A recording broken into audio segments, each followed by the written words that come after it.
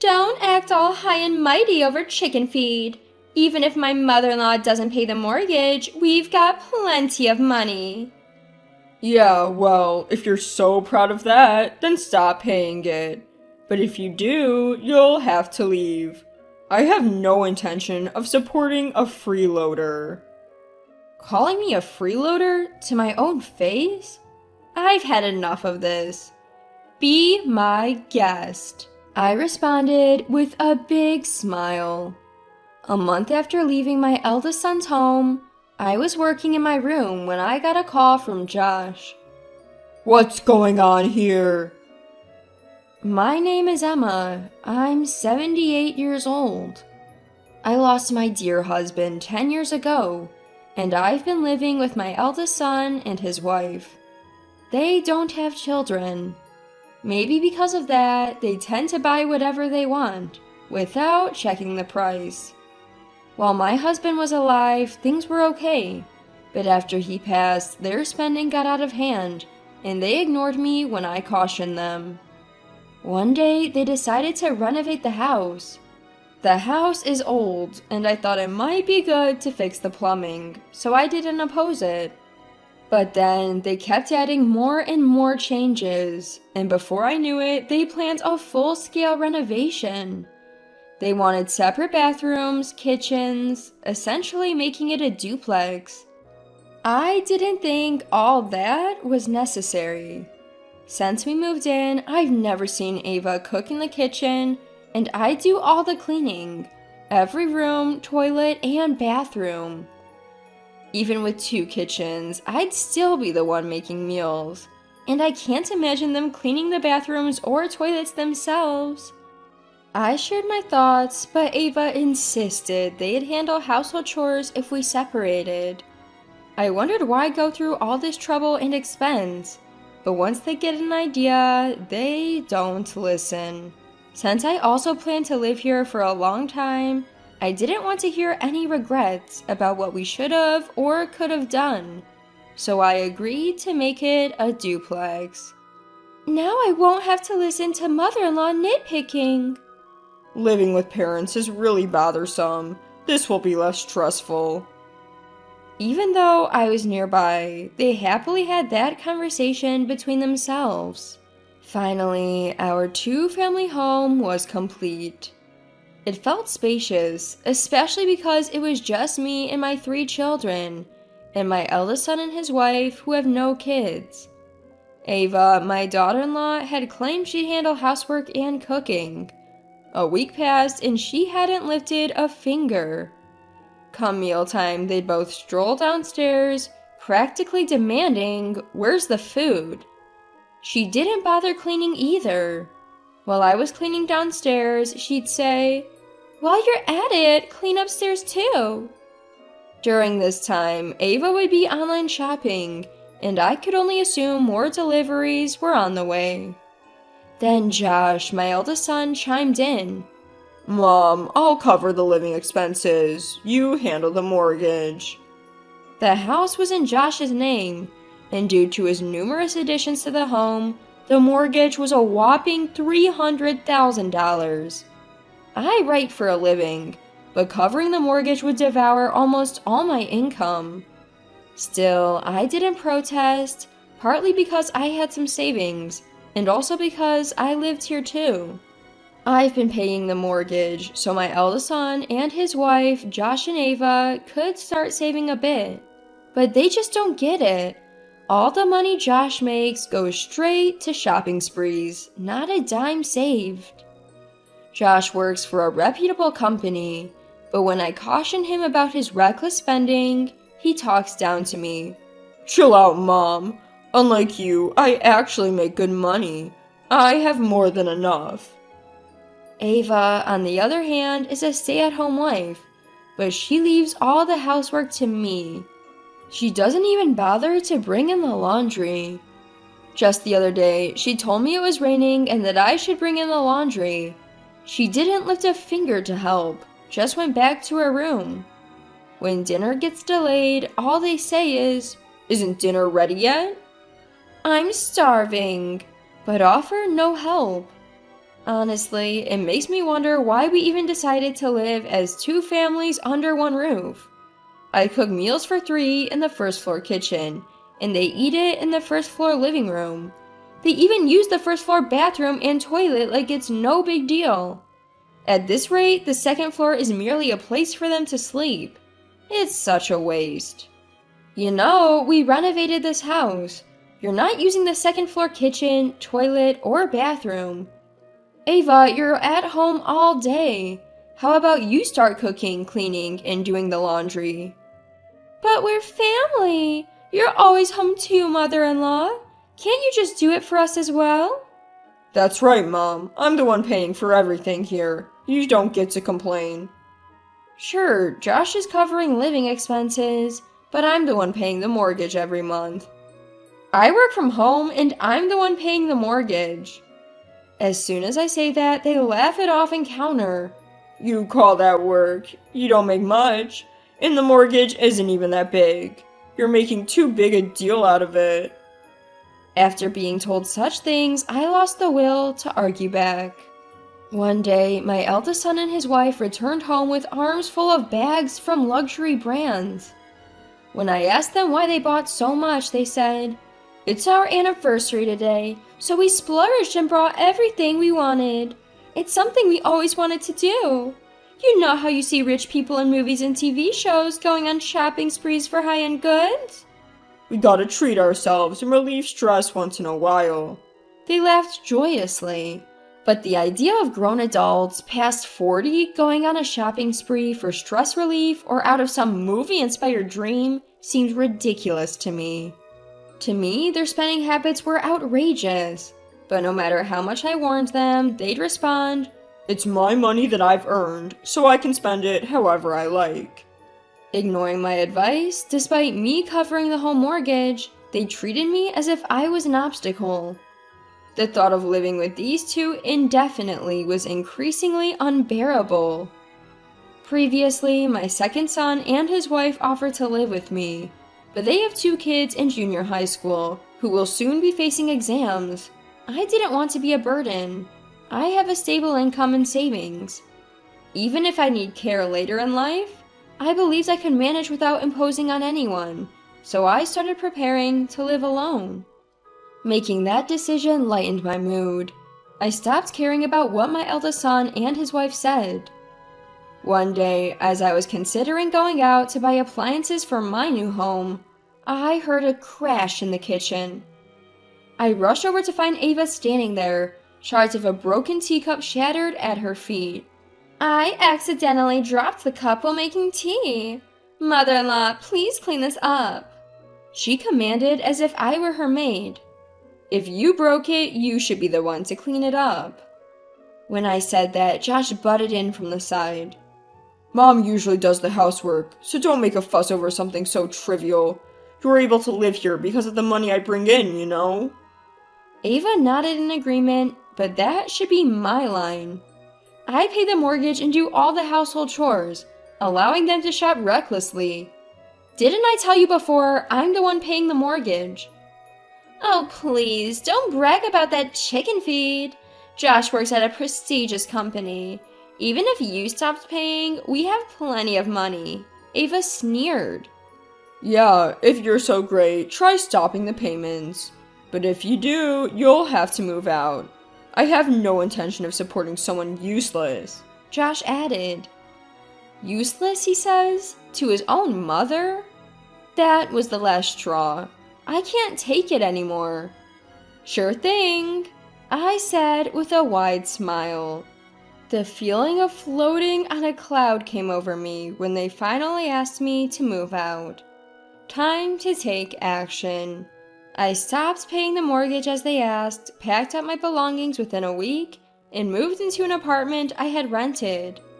As I was leaving, Josh said, "Look, I'll forgive you if Mom apologizes." "Why should I have to apologize?" "No thanks, I'd rather not.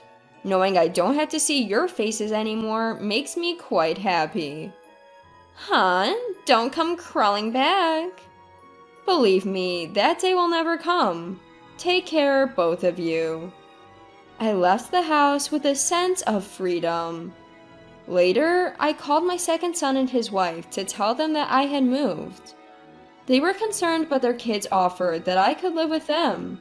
I thanked them, but I already had a new place, and to be honest, I was looking forward to living alone. Writing from home, living just for myself, it was something to look forward to. 1 month after moving out from my eldest son's house, the stress had disappeared and I was thoroughly enjoying my solo life. Then, one day while I was working in my apartment, I got a call from Josh. Hey, what's going on? What do you mean? $2,500 was withdrawn for the mortgage. And your point is? What? There's no way the monthly mortgage shot up just because of a renovation. Josh clearly underestimated the cost of a home loan. I was stunned. How could he not know this, with his good education and a job at a reputable company? Any renovation as extensive as the one they'd done couldn't be cheap. He never looked at prices and obviously thought my income was lower than it was. Probably assumed it was a manageable amount. Given the massive charges they wanted despite my objections, it's no surprise the total cost went up. So I told Josh the cost of the renovation and he said, What? That much? How are you paying for it? There's no way you could afford that. Did you use Dad's insurance money or something? You really think my income is that low? What? It's a side hustle, right? You're probably making, what, $200 to $300 a month? I make enough to pay the mortgage every month. Wait, what? I had never shared any details about my job or income with my eldest son and his wife. I assumed that if they knew, they'd expect me to cover all their living expenses and their frivolous spending would go through the roof.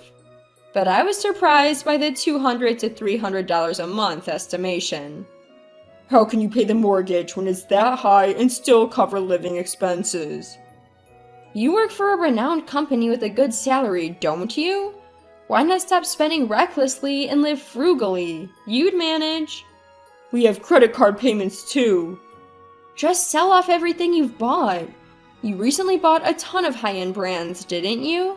Sell them, live frugally, and start paying off your debt. Why bring this up now? And you're acting so high and mighty. Why didn't you say anything sooner? I wish these grown adults would quit their tantrums. It's my eldest son and his wife who've been spending recklessly, not listening to anyone. So, where are you living now, Mom? You're staying with my brothers, aren't you? No, actually. I've rented an apartment and am living there by myself. You've prepared for this all along, haven't you? You knew we'd end up like this. You're the ones who said, move out. You also said, stop paying the mortgage. Now you're blaming me? At a loss for words, Josh finally said, Let's live together again. After finally getting to live alone and relax, there's no way I'd move back in with you guys. Especially if it means I'd have to cover the mortgage and do all the housework again. No, thank you. Josh didn't have a response when I laid it all out like that. A few weeks later, this time a call came in from Ava. Mother-in-law, please come back home. The house feels so empty with just Josh and me. We really miss you. Her voice was unusually soft, almost whiny. I thought, why not just be honest instead of trying to manipulate me with such an obvious lie? Did Josh tell you about my job situation and how I'm not responsible for the house loan anymore? I have no plans to come back. You two should figure out how to cut costs. But it's too late for that. We've already maxed out our credit cards. Mother-in-law, you're living alone in a tiny space, aren't you? Why not move back in and be with us? I'm perfectly fine alone, thank you. I only have to cook for myself. I don't have to put up with complaints, and I'm living freely. If I moved back, I'd have to do chores and cooking for all three of us again. And let's not forget, I'd probably end up paying the house loan. I'll do the chores. We'll manage our part. You said the same thing before we renovated the house. I won't fall for that again." I ended the call right there. Even after that, my eldest son and his wife kept calling, but my stance was firm. I had no intention of going back. If I did, the same issues would just repeat. They were already eyeing my income and planning to use my money. Months passed, and Josh called with an increasingly desperate tone. "If you don't come back, we'll have to sell the renovated house." To which I thought, well, go ahead and sell it then. That renovated house no longer contained any memories of my late husband. After I said, "Do as you wish," they eventually had to list the house because their debt kept piling up. I got an earful for not coming back, as if it was all my fault. However, they couldn't sell the house at their desired price. They had to significantly lower it to finally find a buyer. Even with the renovation, the house is pretty old and not in a great location, so it's not the kind of property that would sell high. After selling the house, it seems that my eldest son and his wife moved into a cramped apartment. Because they sold their previous home at a low price, they haven't finished paying off their mortgage yet. On top of that, they have credit card payments. Altogether, they have quite a bit of debt. You'd think they would both buckle down to pay off the debt little by little, but instead they argue every day, apparently all because of the debt. Their shared hobby used to be shopping to their heart's content, but now they can't afford to buy whatever they want without worrying about the cost. Despite that, they both have a shopping addiction and can't stop spending. They both shop in secret from each other, it seems. While each is okay with their own shopping sprees, they fight if the other one goes shopping. Josh argues that it's his hard-earned money, so it's only fair he gets to spend it. Ava counters by saying the money is not just Josh's, they're a married couple after all. Both are pushing for their own selfish needs. They're cut from the same cloth. Afterwards, Josh let his frustration at home spill over into work. He started yelling at his subordinates every day and ended up getting demoted. Ava still contacts me for help. When I ask what she does all day, it turns out she's not even trying to work. She's just lazing around at home. Usually, you'd think someone would try to work off their debt before asking for help. If you want my advice, it's this. Stop relying on others for everything and start taking action yourself. I sent Ava my final piece of advice. I can't say if my words made a difference, but I never heard from Ava again after that. I have no idea what became of those two. A year has passed since I left my eldest son's home. I continue to work and live a peaceful life alone. About a month ago, I got assigned to write a feature article on bakeries. In the process, I visited various bakeries and found myself falling in love with bread. Now I'm attending a bread-making class. The class attracts a diverse crowd, from people my age to younger folks in their 30s. Though we vary in age, we all share a love for bread, and that's usually what we end up talking about. We make bread together and relish the freshly baked loaves, engaging in pleasant conversation centered around bread. I find these moments incredibly fulfilling. My eldest son and his wife fill their lives with luxury items and spacious homes. Their endless shopping sprees have led them into a debt-filled life they're now struggling to escape. Until they find something other than material possessions to fill their hearts, they'll never pay off their debts or break free from their current situation. For me, the true happiness lies not in luxury, but in making and enjoying bread with like-minded friends, savoring the mouth-watering aroma of freshly baked loaves.